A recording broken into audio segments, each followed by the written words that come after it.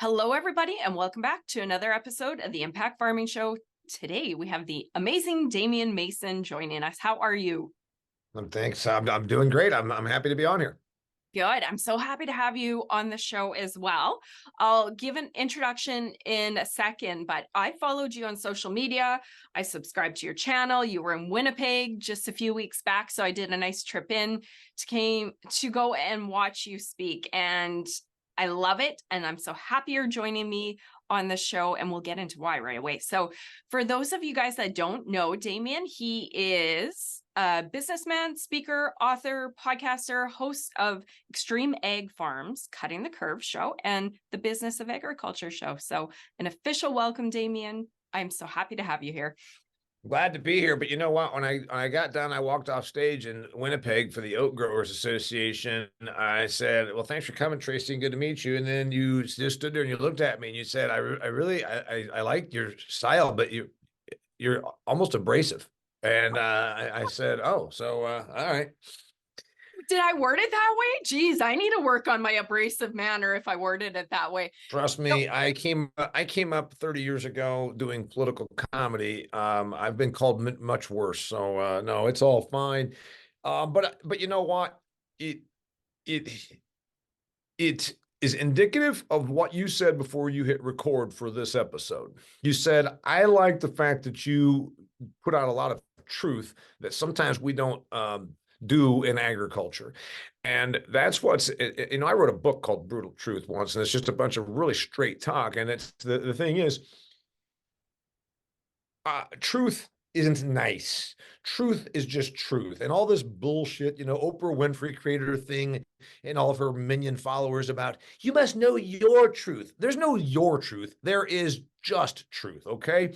And so what I think was neat about that is that apparently it stuck with you on your drive home, because you said before we started recording, I want to talk about some truth in agriculture. And you know what?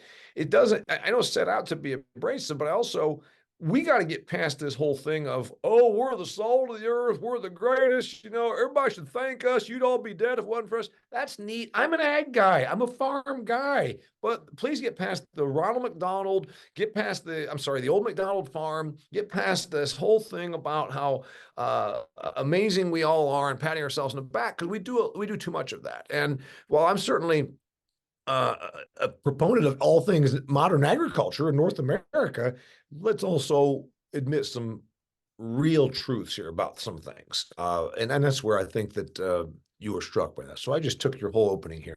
I love it. Thank you, Damian.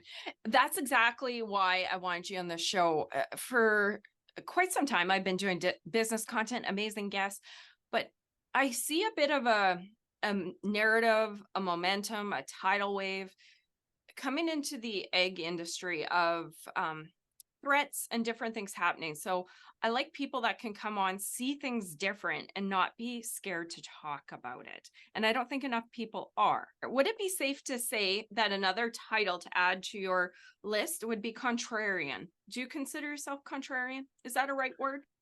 Yeah, there's an element of that. And, you got to be careful, because then people think that you're just it's gimmickry. Like there's somebody who would say, oh, well, he just goes against the grain as a gimmick, as a selling ploy. It's that whole thing about gimmickry. My career is,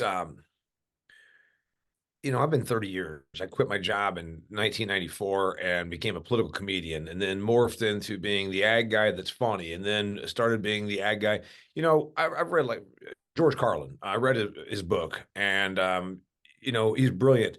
And he talks in his book about when he started saying, yeah, I already know I'm funny. For God's sakes, I'm a professional comedian, but I also got these things that I want to say. And I kind of got there with ag. So it wasn't as an intentional thing to set out and become a contrarian. It was, I know I'm funny, and I'm not being in any way arrogant, but I was a professional comedian. And then I had an ag, and then I morphed from political comedy to ag, and then ag that's funny. But then it was like 12 years ago, a client called up and said, we know you're funny and we've got your book to speak, but we want to make sure there's some substance there. And I said, substance? And they said, well, can you do a few more? I said, I can do as many points as you want. I said, I have a degree in agricultural economics. I own farm ground. I was raised on a dairy farm. I'm around this industry every day. Hell yes, I have points. So the points then, when you start into this road, Tracy, you start realizing that a lot of ag folks say the same things.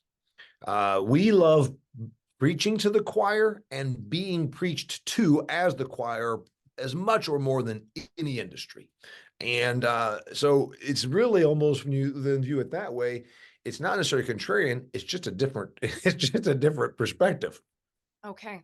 I like that you say that. And maybe I was projecting onto you a little bit. And that was my internal conversation often, because I'm behind the scenes and doing my content, but always I feel like I'm against the grain.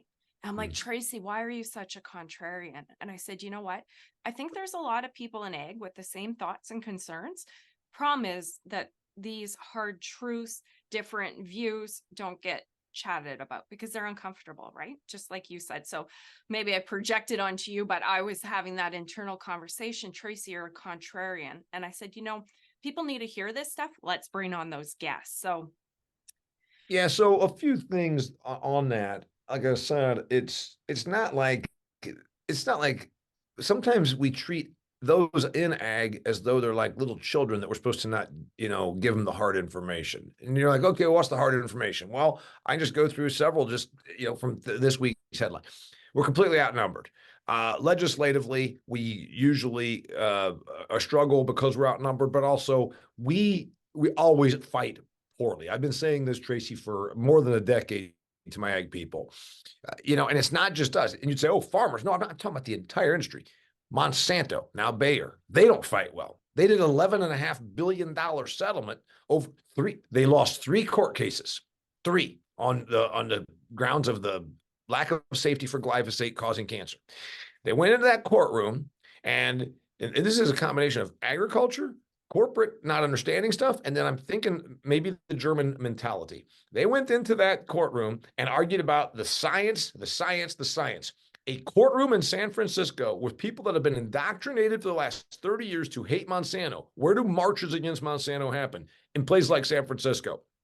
And they dragged in their German scientists and talked about the no, safety and the chemical valences of the glyphosate molecules. Now, one person understood that.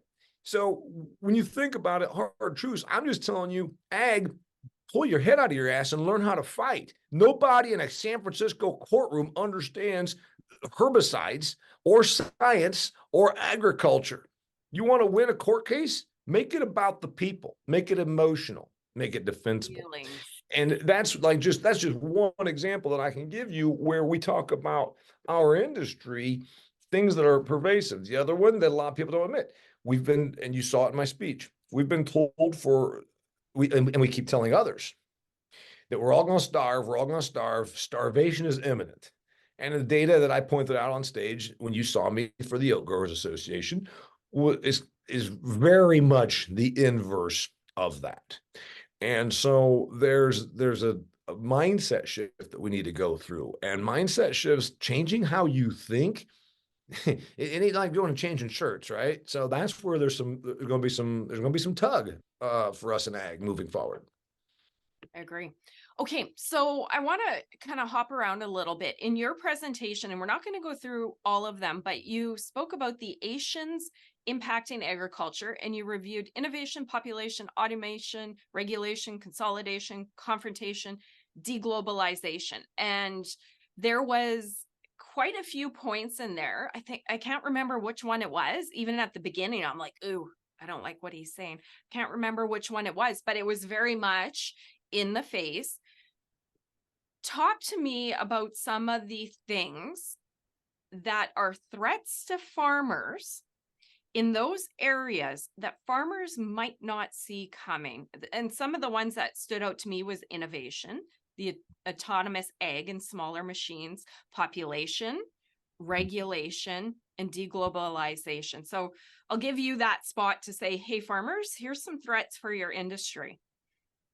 The most pronounced threat to North American agriculture, obviously, I'm here on the U.S. side, you're on the Canadian side, and I speak in Canada, and I mean, there's a tremendous amount of similarities. So let's go ahead and embrace that. But on both sides of the border, probably the biggest glaring force that we have that's a threat to us is the regulatory environment.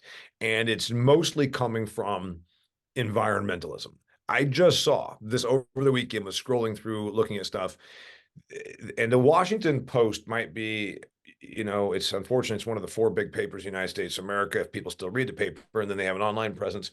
They've just decided to make climate crusade, climate alarmism, climate Armageddon. It went from global warming, which isn't even real, to then climate change, to climate catastrophe, climate Armageddon. They have two people that were arrested at a museum, at like one of our national museums, where they had defaced a work of art under the guise of bringing attention to climate catastrophe. This thing has wheels, and it's unfortunate because it's almost not at all based on science, and it's not at all based on reality. We're not going to die because all of a sudden there's going to be tropical rainforest in the Yukon Territory. For God's sakes, it's not even plausible. Not to mention our innovation is such that we can grow amazing. They're growing corn in Manitoba, where you live now.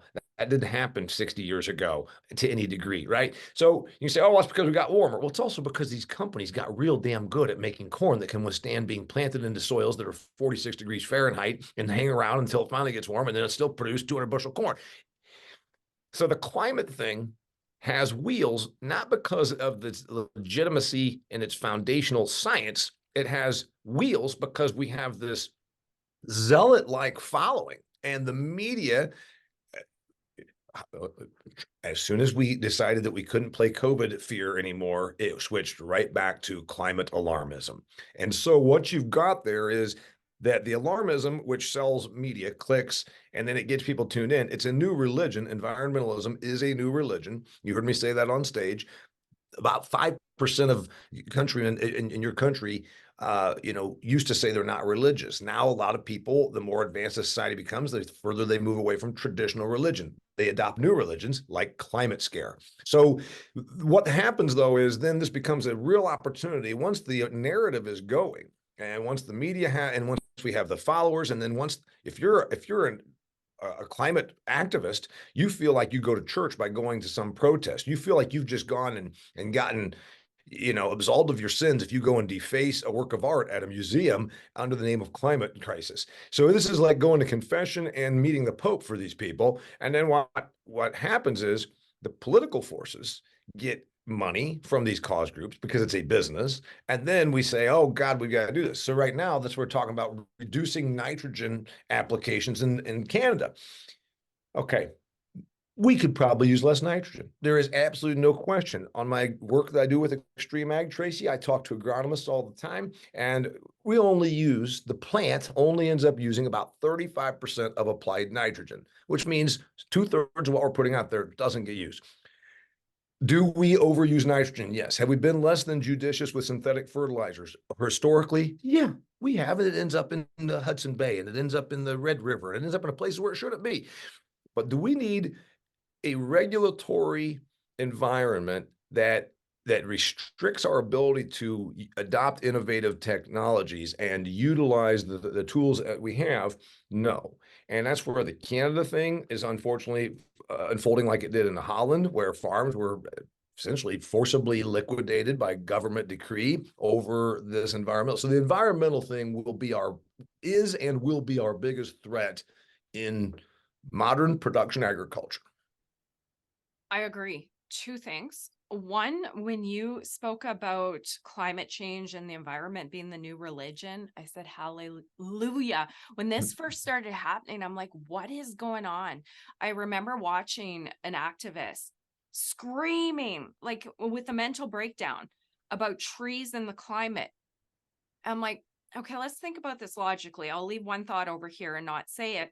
But the next one is, this isn't about the climate. There's nobody that cares about trees that much or the climate. I said, there is something different at play. I said, it's almost like, I was saying this to my husband years ago. I said, it's almost like a cult. There's something going on. So when you said that, I'm like, it's so true. And the media, with dollars funded and groups and all of that, it's pushing and pushing. I want to ask you this because I want to know if I live in a silo. So, really quick, before the pandemic, as an industry, we were talking about advocating to consumers, telling them we create safe food, blah, blah, blah. Yep. That was the lingo in the industry with marketers, salespeople, egg companies, Mhm. farmers, farm shows. Then pandemic happens, things slow down. I get back out traveling. I was at a conference and then I seen the narrative and it was all we need. I'm going to paraphrase to the feeling I got, and I'm pretty objective, not just feeling based. The feeling I left there and the thought I left there with was we need to help these hillbilly farmers farm because they don't know how. And looking on LinkedIn, where a lot of farmers aren't, and looking Mhm. at a lot of industry initiatives, government policy, COP28 that was happening, to me, it seems that pandemic ended, climate change is back on, let's go. And I feel that agriculture is the poster child with that target. We need to help farmers farm. Like, what about every other segment in the world, every other industry? What's your Friend of thoughts? mine, friend of mine was over having beers last week on my back porch here, and see, I'm like a bunch of you Western Canadians. I'm a farm guy half the year, and I live in Arizona half the year. Me and the other Canadians are down here. Nice. So we're on my back porch drinking beer, and something came up about the whole climate craziness, and I said, oh, right now they're over at the COP28 talking about how we need to reduce meat consumption. Oh, yeah. Um, and my buddy said, yeah, livestock production is responsible for 30% of all greenhouse gas emissions. He says, what's remarkable is I think I've read like 9 different things that are responsible for 30% of greenhouse gas emissions. I said, oh, you mean that there's 300% of it's become this thing, and the pushers of this agenda know that humans aren't capable of handling too much information, right? I mean, human mind's pretty simple, frankly, and a lot of people that aren't listening to this right now, that they don't have the mental capacity to have too many deep thoughts. Well, and You we're can overwhelmed too on day-to-day living. I think people There are. you go. So tell them that cars are responsible for 30% of emissions, and cows are responsible for 30% of emissions, and then producing electricity is responsible for 30% of emissions. And all of a sudden it's like, damn, these things all add up to 300% of the global emissions. So that's the big push on this whole meat thing.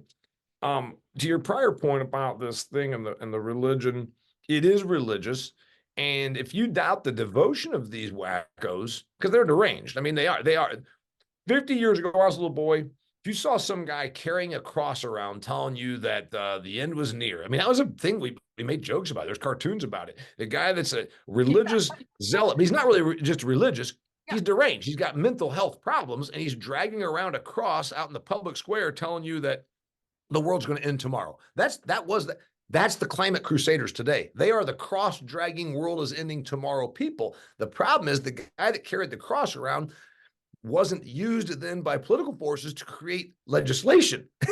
Now the cross dragging climate crusader is mentally deranged, truly believes that somehow like that we're going to die. I mean, and they hear Alexandria Ocasio-Cortez, who I don't think has ever taken a science class, but is in the U.S. House of Representatives, say that we got 12 more, like 3 years ago, said we have 12 more years. And by the way, the line always keeps moving also. John Kerry and Al Gore said that by 2014, we were all going to die, and here it is 10 years later. So anyway, are you siloed? I mean, going back to your prior thing, I don't know. We all are to a certain degree. I go to the Wall Street Journal for most of my information because it's the least politically biased, and it tends to be more straight about data, facts, economics, money.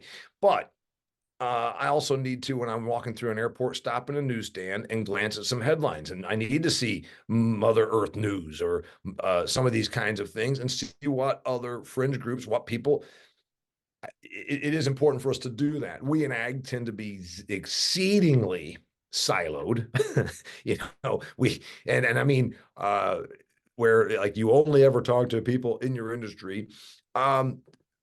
The thing you asked about from the pandemic that change, yeah, there's this big idea that we're and I think it's more about control of food, to be honest. I mean, your conspiracy side comes out. Why do we want to remove agriculture from Netherlands? The Netherlands is the #2 in terms of dollar value exporter of agricultural products globally, behind the United States. Not in terms of bulk tons. It's a small country. Hell, it's like a half or 1/3 the size of my home state of Indiana. Very populated, 17 million people in this little country, but also very high value added agricultural production. They're the #2 global exporter. Why would you single them out in a country? If about economics, you would say, good God, this is like cutting our head off. We're a small country with this much productive capacity. Why would we do that? So the sinister side of it, the side that they'll call you a conspiracy wacko. And the problem is, a lot of times what we learned in the last 4 years, Tracy, is a conspiracy wacko was just somebody that actually sees things a few years before the rest of you.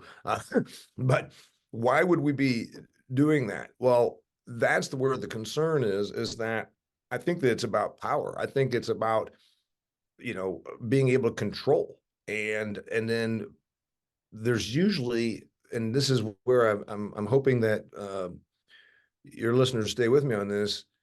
After you first are shocked, after you first are miffed, even confused by something, go a little deeper and say, who made money or extended their power through this? And if you always think who got political power or who got money out of something, it's usually the explanation. Yeah, exactly. Well said. Before I started my first episode that I recorded today, I saved some quotes to my phone.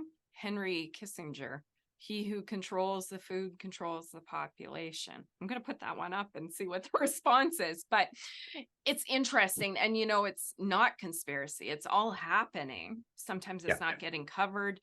We're busy people. We don't have the bandwidth to continue to take in all this data and information. You hit the nail on the head.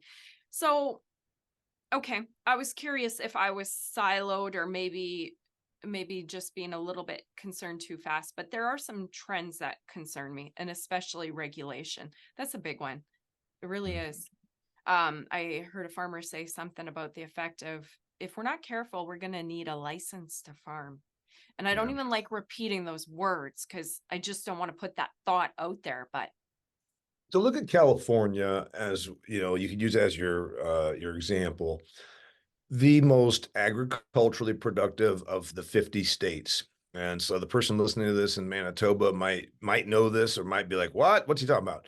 So the last I looked was a few years ago in terms of but it's changing because of their productive capacity being restricted. But about 3 years ago, I looked. California was the #1 ag revenue state. Iowa was #2. Iowa was down by about 50% less than #1 California. So California wasn't just the #1 ag revenue state of the 50 US states. It was #1 by heads and shoulders, leaps and bounds above #2. Three counties, because I would do a lot of work in California over the years, three counties have more ag revenue each individually than the bottom 25 states. So you're talking about an amazing thing. Bad water policy since really the 50s, no new reservoirs. And again, this is where the climate alarmist, Ellen DeGeneres shooting a video when there's mudslides, that Mother Nature's very mad at us. We must do something about this. Climate change, climate change. California was dry 70 years ago. Trust me. California was dry 100 years ago. Trust me. I've worked in this state. I've worked with people that know these things. So pretending that then it was dry and drought and dry and drought, and then we had mudslides because all hell broke loose because they got 14 inches of rain like in a 2.5 days. These idiots believe that means it's climate change, because if you think of it, any weather event then that is alarming or shocking to them is clearly indicative that it must be climate change. And they've been told that. They've been told that from Ellen DeGeneres to Al Gore. So the thing is, California now is a walking, living example. They didn't build water capacity, meaning reservoirs to hold water. And they can grow things because their productive capacity with the climate that they have and the soils that they have is quite good as long as they have water. They didn't get 40 inches of precipitation like I do in Indiana. Never. I mean, it's always been a dry area. But if you don't build water infrastructure and then you let environmental forces let water go out to sea because they're concerned about the viability of the this fish in the Sacramento River and this kind of thing, this is where environmentalism becomes downright dangerous. Again, it's not like I want to be out here dumping crude oil into the rivers. I want to be sensible. And I think most people want to be sensible. Yeah. The problem is the fringe is controlling this. And again, look at the forces behind it. So that's the concern. If Manitoba becomes California, if Indiana becomes California, the regulatory cost. I've got a friend that's a citrus producer in the valley in Arizona, California, and he said before I even, my cost of just regulatory compliance is about $800 an acre before I ever even do my job. So they've regulated ag out of business. I had a person on my Business of Agriculture podcast, Tracy, about 6 to 12 months ago. He's a produce guy, and he's going down south of the border. Why are they going south of the border? And because the labor is so cheap. No, because you can grow food in Mexico without this horrendous regulatory burden. So that's the concern. We're going to take the number one state of agricultural production, and we're already screwing it up. And they'll say it's because of climate. No, it's because you didn't store water. That's it. Interesting. So when farmers are saying here, I mean, I'm not the only person concerned about this. Anybody paying attention for more than 5 seconds, you can go, wait a minute, we need to pay attention. But here is the other side. We're 2%, just like that advocating conversation. How does 2% yell at 98%? So, well, the thing yeah. is, first off, yeah, well, I mean, yeah, we're about even less than 1% of the U.S. population is actually endeavoring in agriculture, and of them, half of that 1% doesn't really produce. And not being mean, but if you 58%, the last ag census that was done, 58% of America's 2 million farms, 58% of them, Tracy, did not sell $10,000 worth of ag product per year. So you're talking about 40% of the producers that are actually even selling anything of significance. The others are farms on paper. How do we yell at them? The yelling's not going to work, and also we don't have a large enough megaphone.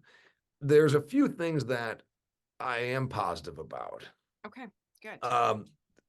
When you start telling people, we're seeing it. Germany is an example. Germany is now the citizens. Oh yeah, climate change. Yeah. Oh, wait a minute. You're saying we can't have hot water? You're saying that what? When the general people are compliant enough, tell them to wear masks. They did, tell them whatever. They're compliant enough because it's like, oh, well, if I just go along, then everything will be more smooth this way.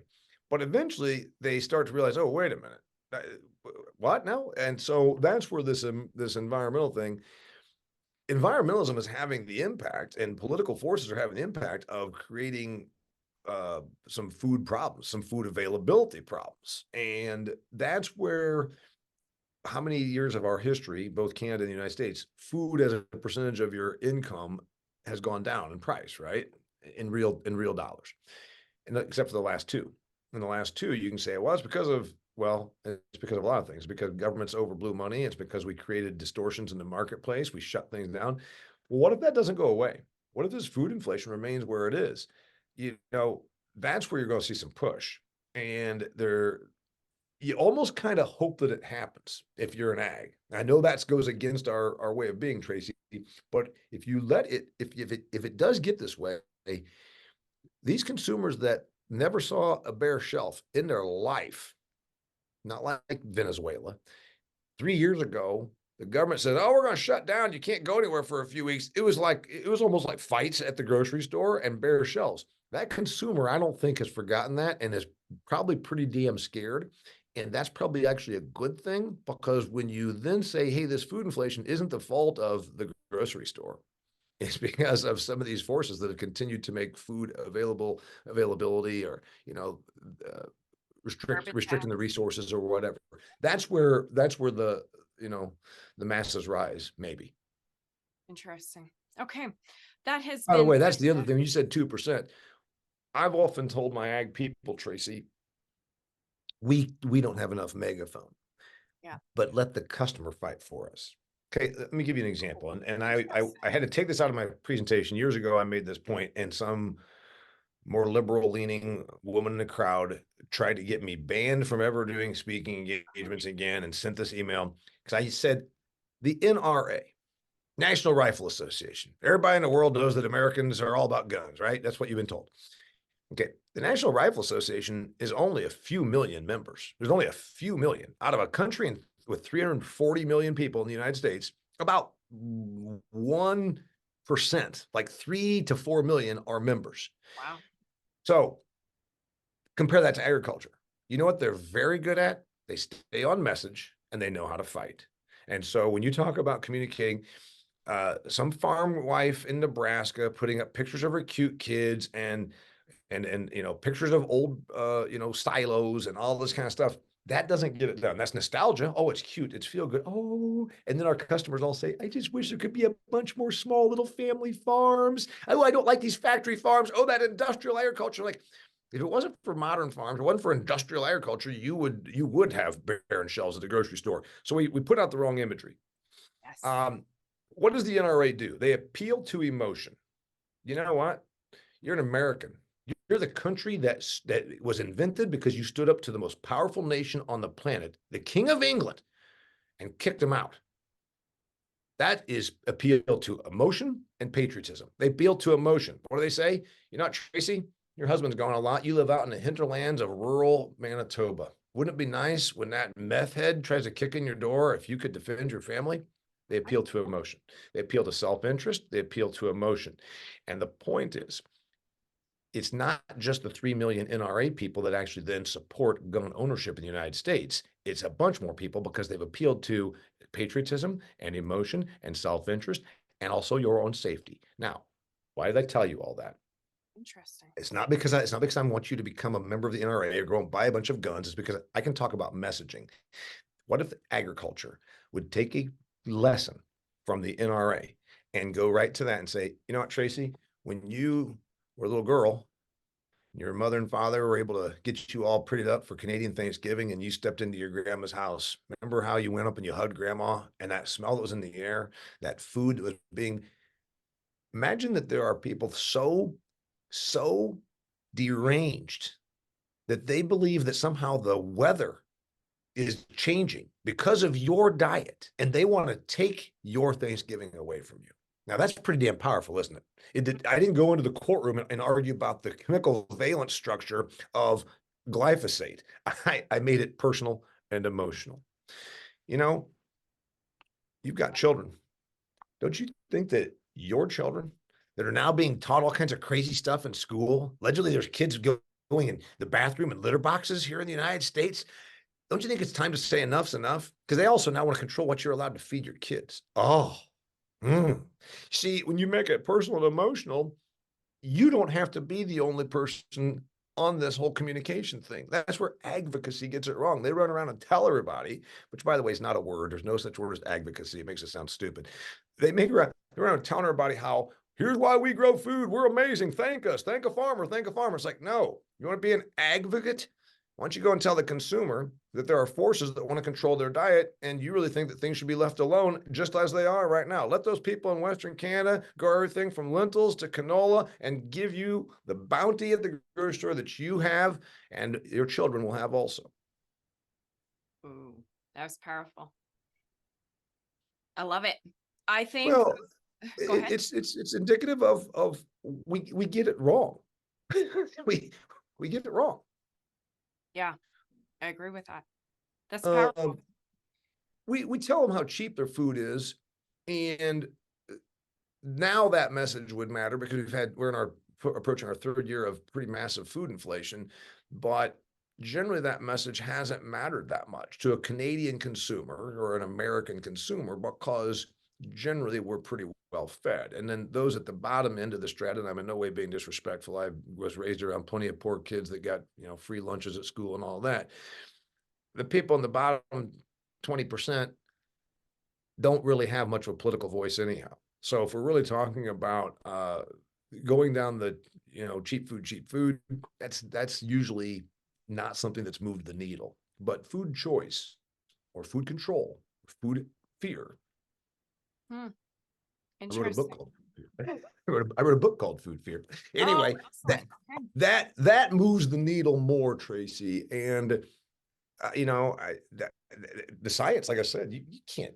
Science didn't. Bayer tried to use science and decided it was easier to go ahead and give an $11.5 billion settlement for glyphosate. I believe them if they're trying to use science. Let's just end this. Yeah. Yep. So anyway, That was talk too powerful. much. Go ahead. Good stuff. I really enjoyed that. I love your ability to speak freely and say truth that doesn't always hit home in a comfortable manner, right? I find that's what truth is. Well, yeah, the thing is, I think any person that would listen to this would have a hard time saying that I'm not pro-agriculture. I'm not pro-Canadian or pro-American agriculture, pro-modern agriculture, pro-choice. In terms of food, I'm not getting into any of that, the debate about it, but pro-food choice. You know, I've made cracks about Whole Foods, which, you know, folks go there and spend a tremendous money. But Whole Foods margins, I'm a business person. The last time I looked a couple of years ago, Whole Foods margins were like 3 times that of Kroger or Wow. Walmart, which is now sells more groceries than anybody in the US. If you're 3 times your margins, you're talking about pretty remarkable, right? So we get this idea. What do we get told? You talk about advocacy.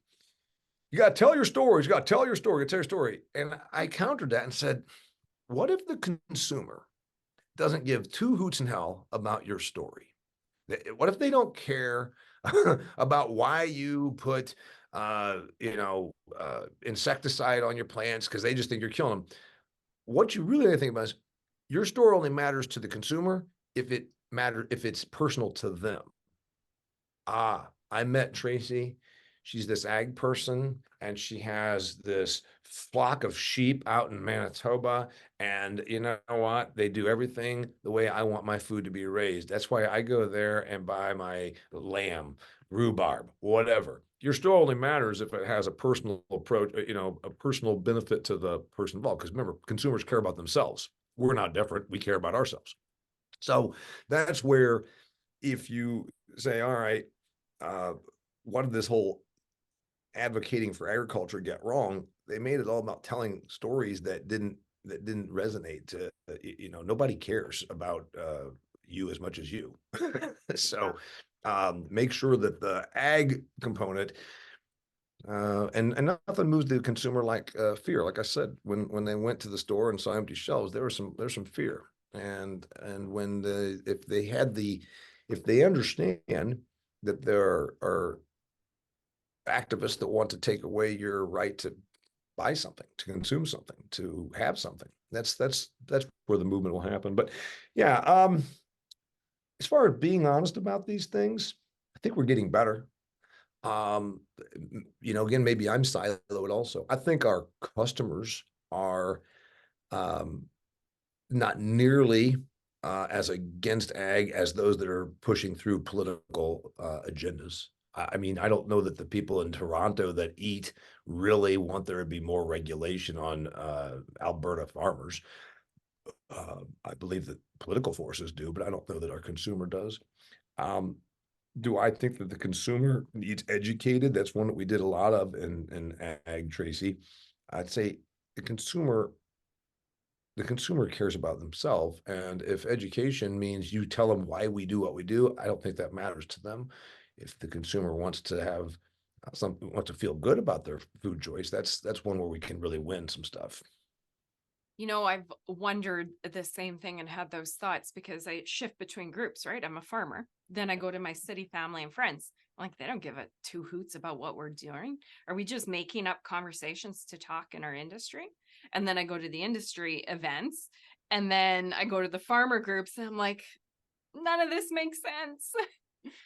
I'll give you a really good example of how we get things wrong. And again, I know I keep going down this road, but this is a This is important. prime example.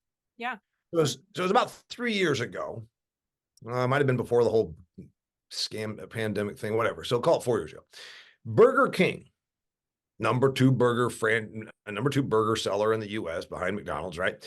I think they got like 4,000 or 6,000 Burger Kings around the US. They put a commercial out that had a little boy playing a guitar, wearing his cowboy outfit. And essentially it was talking about cow farts. So they made it cute and how the cows are farting, but don't worry because Burger King is sourcing beef from cows that are fed a special diet, including lemongrass, and it's reducing the damage from the cow flatulence. That was the gist of the commercial. And people in agriculture lost their minds. And them damn Burger King, they're saying bad things about us farmers, saying bad things about us farmers. And it went on. I saw it all over social media. And then even this girl that I know, the farm babe, cheerleaded and took the ball and ran with it and contacted the Burger King corporate offices that they were shaming and bad-mouthing agriculture. And this is where I said, you idiots, you marketing illiterate idiots. And I'm not talking about Burger King, I'm talking about agriculture. You know what Burger King did with that ad spot? Burger King told their customer, literally, they said, you can eat your burger and not feel any guilt about it because our burgers come from cows that we've removed the methane because of this special lemongrass diet. They said, you can have your burger and eat it too. This is amazing. So this is how bad people are in ag about comprehending marketing. Burger King obviously is not anti-beef. They sell a lot of beef. They want to sell more beef. To sell more beef, told their customer, eat our burgers. Our burgers are good for the environment. So have all you want. Eat those Whoppers. And agriculture ridiculed them, not understanding, apparently, marketing 101. They told their customer, just keep on eating your burgers and everything's going to be all right. And ag opposed it. I can't think of a better example of how the people in our industry don't understand marketing or our consumers. Yeah, kind of that offended stance. Something happens, we get offended. Yeah, okay. I see that. Totally. Damian, this has been wonderful. I could chat with you for 4 hours. I know you're hitting the road on the show circuit again, so I want to be respectful of your time. If people want to hear more of your thoughts, how can they find your YouTube channel, podcast shows, all that good stuff? Got it. Yeah. Well, DamianMason.com. That's DAMIAN, DamianMason.com. And you can get all my stuff there. My YouTube channel is the Damian Mason channel. My podcast comes out every Monday, The Business of Agriculture. I've been doing it for 7 years now. So check that out. And then I'm active on social media, Facebook, Twitter, and LinkedIn. So, and that's where you and I found one another. Yeah, I enjoy the discussion. It's an interesting discussion that we just had, and we broached some subjects that don't get covered as much as they maybe should. Yeah, I agree. I really appreciate your time, Damian. Thank you so much. You in the audience, if you love this as much as I did, like it, share it, get it out there, because our industry, like it or not, could stand hearing a few more of these ideas, opinions, concepts. So thank you, Damian. Thank you in the audience. See you next week. Bye-bye.